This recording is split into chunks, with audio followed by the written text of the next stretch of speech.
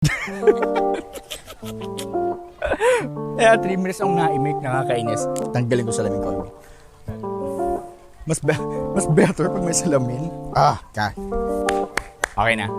Audio? Mic test, mic test. But anyways, here is my 1-year review of the Cyclone Pro 2021 from Twitter.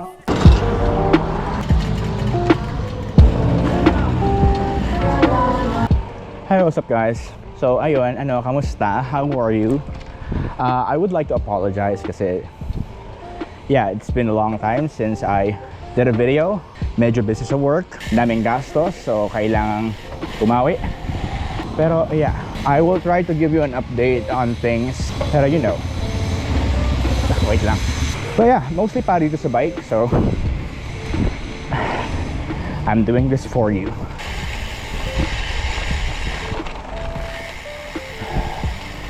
Future. I'm not wearing any padded shorts, so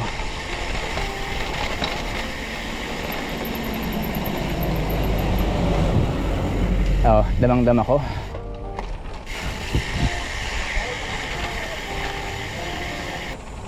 Medyo malala lang dito sa part na to. As usual, I think ilang beses ko na rin na film itong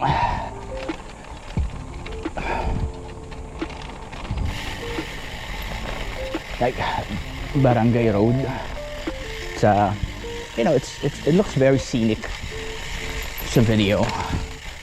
Ayan. Pero the road is atrocious, especially for road bikes. I mean, mountain bikes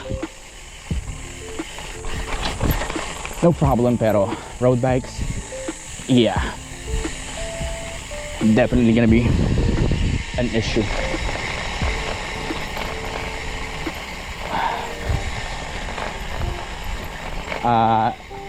Like, I wanna rip this part right here kasi it's a valley, pababa siya.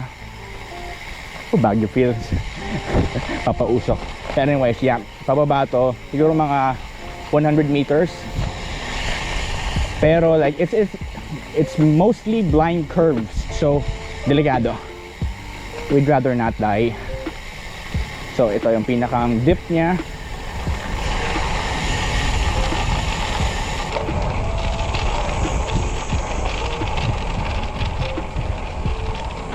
So ayun.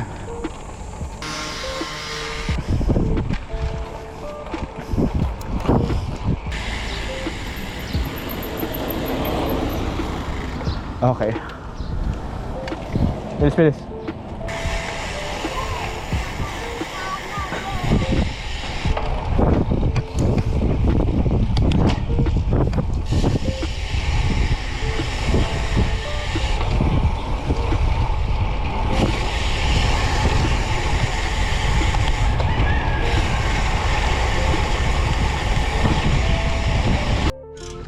So again, another flat. Hindi pa namin na bibili ng bagong interior, so ayun, buti na-flat kami malapit dito, vulcanizing. So ayun, another patch. I think siguro tayo, no, mga 2/3 na, hindi, mga kalahati kasama yung papunta papasok.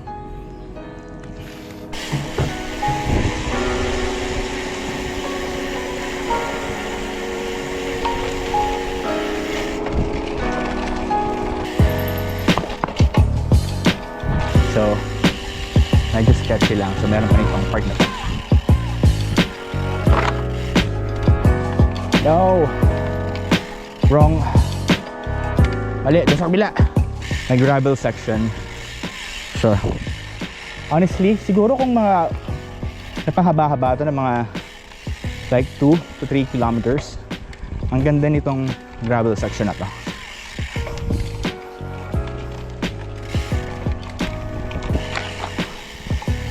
So, hindi talaga siya magandang puntahan pag hindi summer. Like, we are at the tail end ng summer. It's a good thing actually na medyo like meron pang dry spill na nangyayari ngayon. So it's all good. I don't remember if I think we already did a video of this place. That's our car.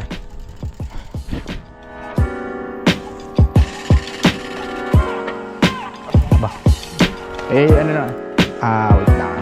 Bayad na, hindi pa na. Bayad na. Okay, sige. Kasama na po ba kayo sa lista dito? Bayad na. Okay, sige.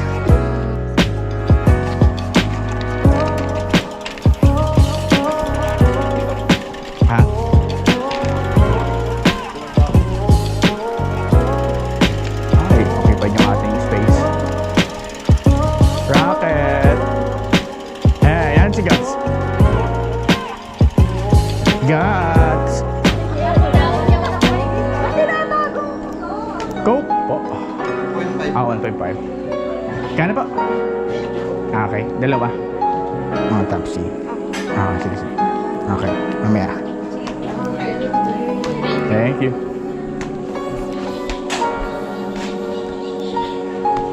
It's a good idea. Yung lugar na yun, dati yung comfort room nito. Pero like, they made a better one dun sa kabilang side. And then, yeah, it's fairly not as crowded. Pero, yeah.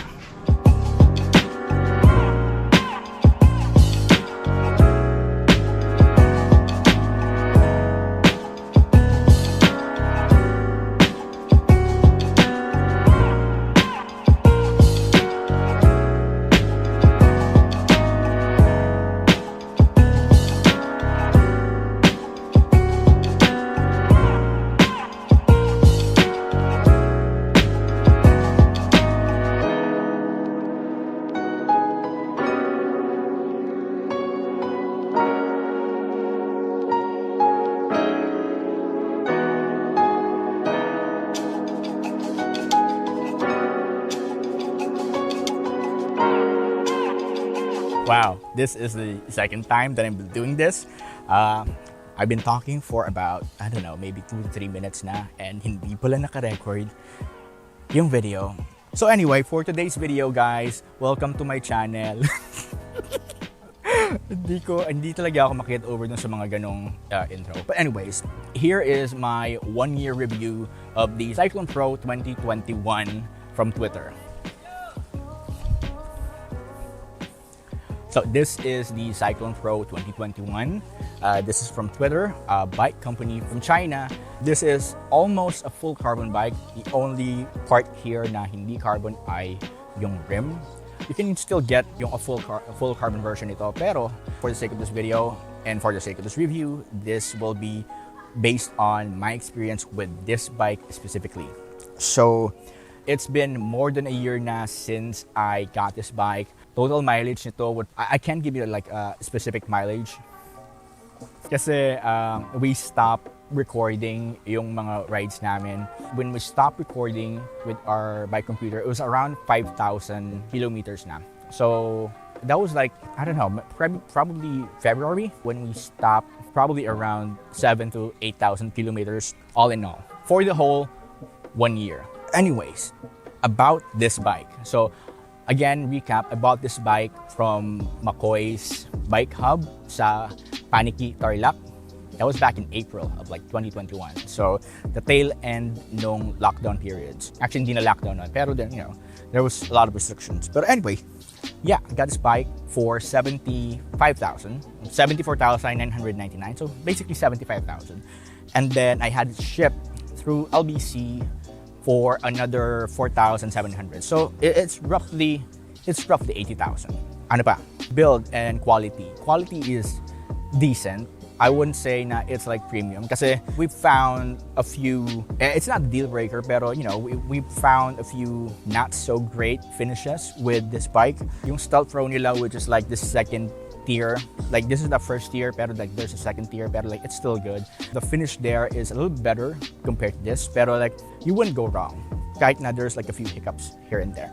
The design is really good. No complaints there. It's like one of the most striking bikes that you can see, when you ride it. People will look at it just because it's that good looking. The ride of this bike, actually, as aggressive as it looks, kasi you don't have any, hindi mo siya ma-adjust in terms of like reach, kasi it's a fixed yung handlebar tsaka stem. So it's a 90, around 90 to 100. Sa tingin ko pag nasanay ka na and you feel na you can go more aggressive, para siyang kinukulang. I've been trying to sprint more recently and I feel na tumatama yung tuhod ko sa handlebar. That's one thing to consider. I'm 167 centimeters, so that's like 5'5" and a half. This is a size 48, and then I think I don't know the measurement kung gaano kakataas nilagay yung seat post, seat height. Pero in terms of like reach and then fit, I think pag nasanay ka na, you could probably go a little bit like bigger in size. Pero size 48, we didn't have any complaints. My brother is also using this from time to time. No problems with the fit. Like from 5'4", 5'6", 5'4", 5'5", 5'6", size 48 is pretty much an okay bike to consider. What else? I didn't change my pedals. When I had this, I already had the pedals that are installed here. So hindi ito kasama sa mismong bike. So I can't give you like, it probably needs a separate review. If that makes sense. Yung saddle, I had to change this kasi I've already had my own saddle. I had my own saddle from my old bike, so I just swapped it from there, and then so I'm using this. It's a ZTTO saddle. It's not comfortable, pero dito na nasana yung puwet ko. So, yun. So, 1 year experience. First of all, yung wear and tear. You can't go wrong kasi with SRAM naman. It's the same level as Shimano. So it's not something that you can really complain about kasi the quality is there, and unless may factory defect, you can't go wrong with SRAM. Especially yung kanilang rival. Kasi rival is pretty much on par with 105 and Ultegra, pero like it's below Ultegra. It's a little bit better in terms of tier. It's a little bit over 105 pero not by much. Point of comparison naman would be Tiagra. Tiagra and 105, they're pretty much toe-to-toe. Mas mabigat lang at mas mura ang Tiagra. Pero like in terms of shifting quality, like gearing, maintenance, like you can't say anything bad with it. It's a legit brand that professionals also use. In terms of like yung mga gamit, the wear and tear na unang makikita mo after 1 year para dito sa bike na to is, I would say, itong bar tape. Honestly, parang dapat every 6 months pinapalitan yung bar tape nyo. Pero for the sake of this video and this review, we try to keep everything as is. Actually, hindi pa ako nagpapalit ng tires. Like the only thing na normally pinapalitan namin is yung interior. Nakailang plat na ba tayo dito? Siguro, we've had a little bit around 10. Maybe 10, take 10 or maybe 10 in total na napilatan ako, either front or back. So, it's a regular wear and tear, and you can't really prevent that from happening, especially when you're biking. So, yung kasama niya na tires, hindi ko din pinilitan. It's the Innova Pro something. Can't remember na. It's a good tire. Like I said, 1 year na, hindi ko pa rin pinapalitan, and I probably will na siguro once I sort out my budget. Anyway, that's our dog. Anyways, hey, we're back with the regular programming. I'm very sorry kasi nalobat na yung aming audio device. I was talking about yung hubs. Yung hubs niya is yung retrospect pa rin. It's a good hub. Sobrang maingay siya. It sounds premium. Like yung maingay na mga hubs. Yun yung source ng creaking na rig namin. Nagkaroon lang ng contamination. Nung pinilitan ko yung bottom bracket, akala ko mawawala ng tunog. Pero nadam pa rin yung tunog. And yeah, akala ko may sira na. Pero turns out, yung hubs lang. Dinismantle ko lang yung hubs. Inalis yung sprockets. And then nililisan ko lang. And then yun, okay na. What else? Yung overall thoughts ko. As you can see naman, kahit na Chinese bike siya, hindi siya sira. That's the main thing. Kasi alam naman namin how to take care of the bikes. So, we have to We have 2 carbon bikes, and they're pretty much good actually. We've never had any major issues with the bike. You know, hindi siya nagka-crack. As far as I can see, hindi siya nagka-crack. Ilang beses na akong sumemplang dito. Siguro ilan na ba? Siguro around 4 maybe, 3 or 4. Maraming beses na rin tong natumba. Yun yung mga masasakit na parts. Pag natutumba na lang yung bike. Yeah, aside from yung pag sumemplang ka, yun, masakit yun. Pero that's like normal. Hindi pa naman ako yung sumesemplang na over the handlebars. Itong nagpipilm sa akin, sumemplang ngayon ng over the handlebars eh. Anyways, so this bike, walang problema dito. Hindi kami nagkaroon ng any stress cracks. Paints, hindi nagka-chip. What else? Riding experience, hindi naman nakaka-average dito ng 40. Oh, yeah, yun. Not a problem gaining speed with this bike. You know, naka-depende sa fitness niyo yun. He can average like 40.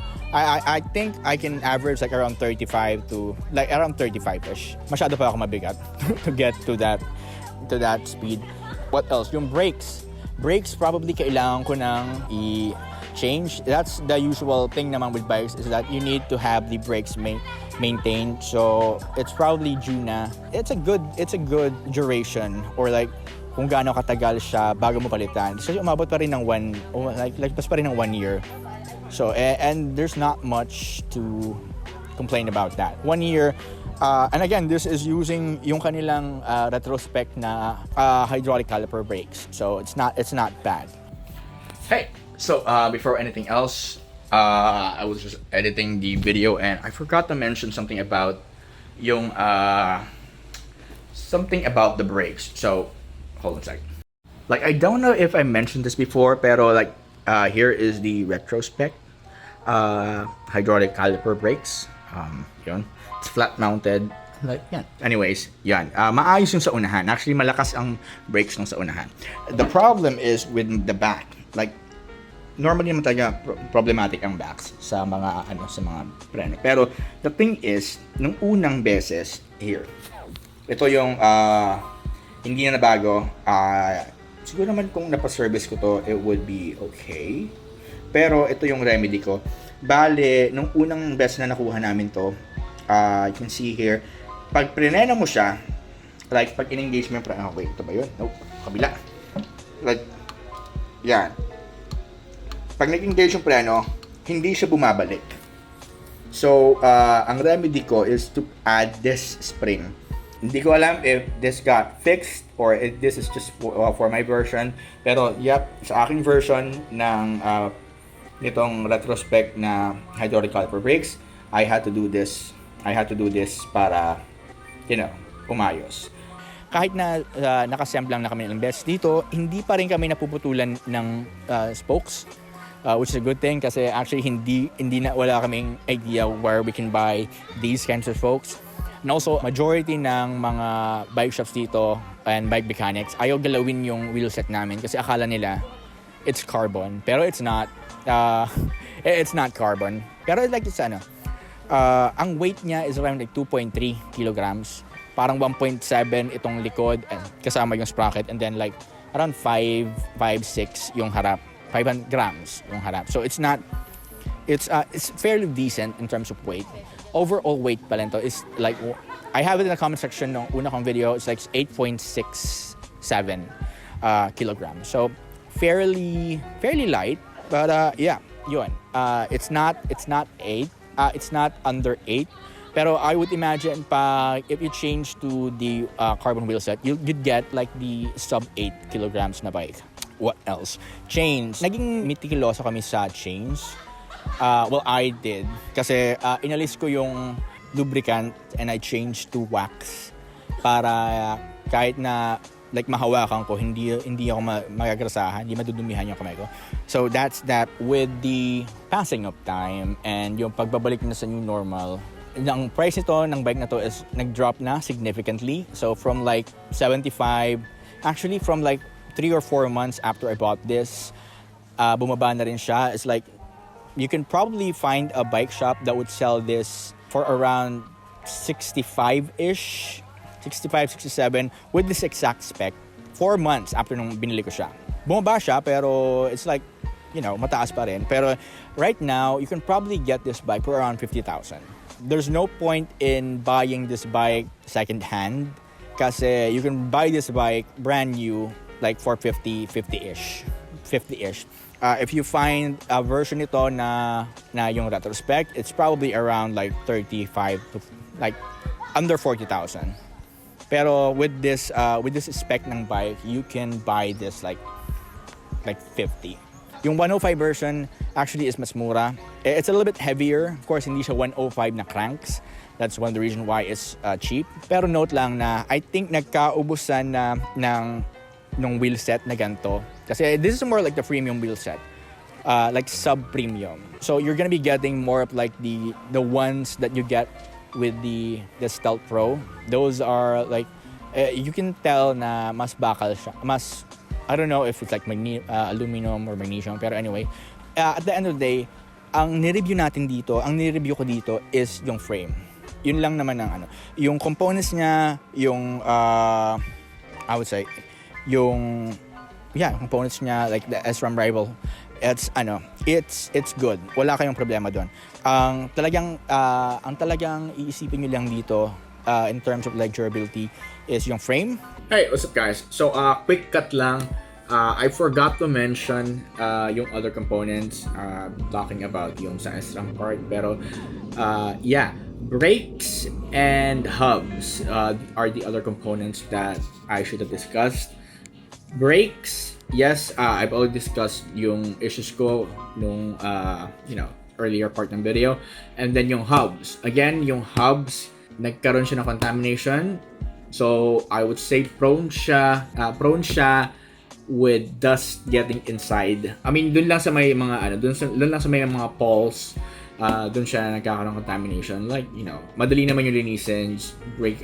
Alisin nyo lang you just gotta remove the wheel set from the body, not from the frame, and then, alisin yung sprocket, and then you can just like clean it there. Once I cleaned it, yung clicking sound that I was hearing, it was very metallic. Akala ko it's bottom bracket, but it wasn't. It was the hubs. Anyways, yung handlebar stem area, pag nababasa siya ng ulan, nagkakaroon siya ng puti-puti. I don't know what that is. Could be acid rain reacting dun sa mismong surface nung mismong carbon, like yun. I'm not sure what that is, pero ayun. You're gonna be experiencing that if you ride sa rain o nabasa kayo ng ulan habang nagbabike, o kaya nabasa ng ulan lang yung bike in general. You'll be seeing that. I get a lot of questions pala with regards to kung paano ko nilagay yung aking bike computer, yung sa mount. If you bought this bike, of course, meron siyang cover dun sa ilalim ng handlebar niya. It's just made of, it's made of carbon. Pwede niyo yung barinahan. Huwag niyo lang pupukpukin. Huwag niyo pupukpukin yun. Barinahan niyo, butasan niyo, and you can pretty much install yung bike mounts there. Siguruhan nyo lang. So, yun, yung pinakamadaling paraan.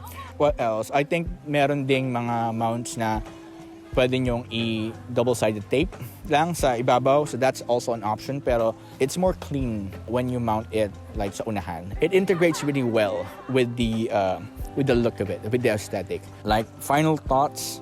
Was it worth like 80,000 to get this bike? At that time, yes. Is it worth it to buy 80,000 right now? Nope. Again, nagbabalik na sa new normal. Like bikes like this, hindi na siya ganun ka-premium, mainly because like yung components niya is bumabalik na sa dati ang price. I mean, hindi pa rin like same as before. Kasi like 105 was like 15,000 back then. 105 right now is still like 45,000, like 40 to 50. Mababa na rin siya, pero hindi pa rin siya ganun kababa. I would say now is like the good time kasi like everything is going down in terms of biking. Nag-dwindle down na din ang bike scene dito sa Quezon. Na-establish na yung bike scene and yung mga bikers. Like there's a community na talaga. There's a prominent community na, pero it's not like the same with yung pandemic na, sobrang dami talaga. It's a good time to go into biking. It's a good time to buy a bike kasi everything is going down na. I think pag nag-stabilize na uli ang presyo, it would settle down to siguro mga I would say 30 to 40% less than nung nag-start yung bike boom during the pandemic. So yeah, that is like pretty much my review for the Cyclone Pro 2021 from Twitter. So yeah. Hey guys, welcome to my vlog.